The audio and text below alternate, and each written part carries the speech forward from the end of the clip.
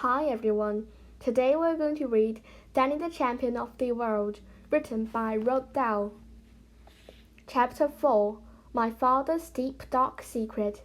Here I am at the age of 9. This picture was made just before all the excitement started, and I didn't have a worry in the world. You will learn as you get older, just as I learned that autumn, that no father is perfect. Grown-ups are complicated creatures, full of quirks and secrets. Some have quicker quirks and deeper secrets than others, but all of them, including one's own parents, have 2 or 3 private habits hidden up their sleeves that would probably make you gasp if you knew about them. The rest of this book is about a most private and secret habit my father had, and about the strange adventures it led us both into. It all started on a Saturday evening. It was the first Saturday of September. Around 6 o'clock, my father and I had supper together in the caravan as usual. Then I went to bed. My father told me a fine story and kissed me good night. I fell asleep. For some reason, I woke up again during the night. I lay still, listening for the sound of my father's breathing in the bog above mine. I could hear nothing. He wasn't there. I was certain of that. This meant he had gone back to the workshop to finish a job. He often did that after he had tucked me in. I listened for the usual workshop sounds, the little clinking noises of metal against metal or the tap of a hammer. They always comforted me tremendously, those noises in the night, because they told me my father was close at hand. But on this night, no sound came from the workshop. The filling station was silent. I got out of my bunk and found a box of matches by the sink. I struck one and held it up to the funny old clock that hung on the wall above the kettle. It said 11:10. I went to the door of the caravan. "Dad," I said softly. "Dad, are you there?" No answer. There was a small wooden platform outside the caravan door, about 4 feet above the ground. I stood on the platform and gazed around me. "Dad!" I called out. "Where are you?" Still no answer. In pyjamas and bare feet, I went down the caravan steps and across it over to the workshop. I switched on the light. The old car we had been working on through the day was still there, but not my father. I have already told you he didn't have a car of his own, so there was no question of having gone for a drive. He wouldn't have done that anyway. I was sure he would never willingly have left me alone in filling station at night. In which case, I thought, he must have fainted suddenly from some awful illness or fallen down and banged his head. I would need a light if I was going to find him. I took the torch from the bench in the workshop. I looked in the office. I went around and searched behind the office and behind the workshop. I ran down the field to the lavatory. It was empty. "Dad!" I shouted in the darkness. "Dad, where are you?" I ran back to the caravan. I shone the light into his bunk to make absolutely sure he wasn't there. He wasn't in his bunk. I stood in the dark caravan, and for the first time in my life, I felt a touch of panic. The filling station was a long way from the nearest farmhouse. I took the blanket from my bunk and put it round my shoulders. Then I went out of the caravan door and sat down on the platform with my feet on the top step of the ladder. There was a new moon in the sky, and across the road the big field lay pale and deserted in the moonlit night. The silence was deathly. I don't know how long I sat there. It may have been 1 hour. It have been 2. But I never dozed off. I wanted to keep listening all the time. If I listened very carefully, I might hear something that would tell me where he was. Then at last, from far away, I heard the faint tapping of footsteps on the road. The footsteps were coming closer and closer. Tap, tap, tap, tap. Was it him, or was it somebody else? I sat still, watching the road. I couldn't see very far along it. It faded away into a misty moonlit darkness. Tap, tap, tap, tap, came the footsteps. Then out of the mist a figure appeared. It was him! I jumped down the steps and ran onto the road to meet him. "Danny!" he cried. "What on earth's the matter?" "I thought something awful had happened to you," I said. He took my hand in his and walked me back to the caravan in silence. Then he tucked me into my bunk. "I'm sorry," he said. "I should never have done it. But you don't usually wake up, do you?" "Where did you go, Dad?" "You must be tired out," he said. "I'm not a bit tired. Couldn't we light the lamp for a little while?" My father put a match to the wick of the lamp hanging from the ceiling, and the yellow flame sprang up and filled the inside of the caravan with pale light. "How about a hot drink?" he said. "Yes, please." He lit the paraffin burner and put the kettle on to boil. "I have decided something," he said. "I'm going to let you in on the deepest, darkest secret of my whole life." I was sitting up in my bunk watching my father. "You asked me where I had been," he said. "The truth is I was up in Hazelwood." "Hazelwood!" I cried. "That's miles away." 6 miles and a half, my father said. "I know I shouldn't have gone, and I'm very, very sorry about it, but I had such a tremendous line to go up. But I had such a powerful earning." His voice trailed away into nothingness. "But why would you want to go all the way up to Hazelwood?" I asked. He spooned cocoa powder and sugar into 2 mugs, doing it very slowly and leveling each spoonful as though he were measuring medicine.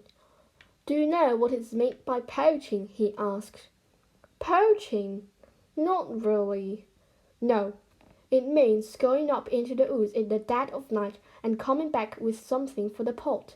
Poachers in other places poach all sorts of different things, but around here it's always pheasants."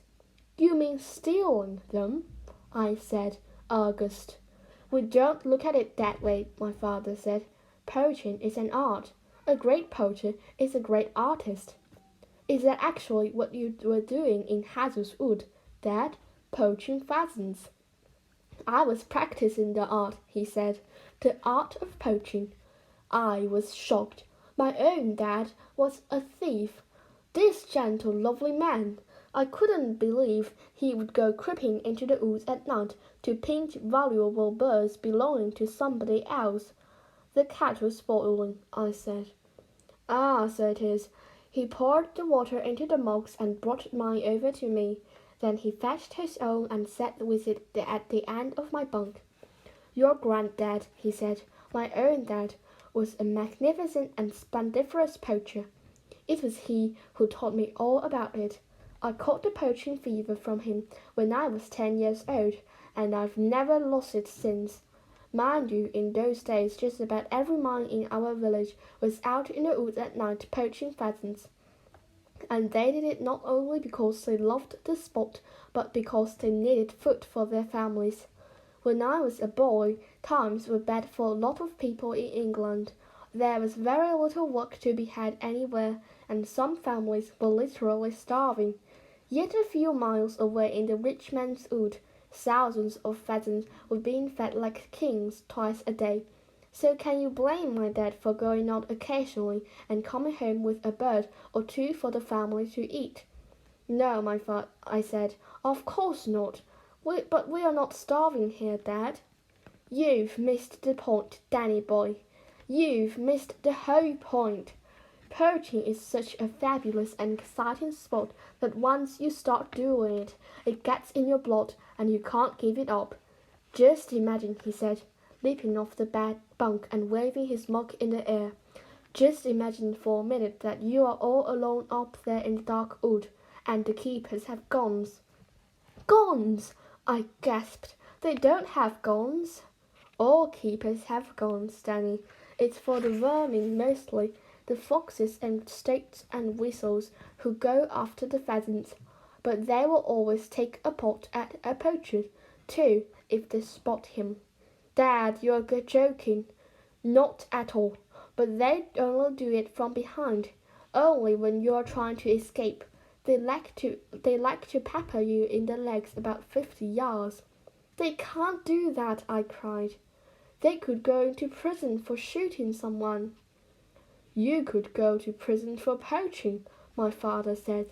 There was a glint and a sparkle in his eyes now that I have never seen before. Many's the night when I was a boy, Danny. I've gone into the kitchen and seen my old dad lying face down on the table and Mom standing over him digging the gunshot pellets out of his backside with a potato knife. It's not true, I said, starting to laugh. You don't believe me? Yes, I believe you.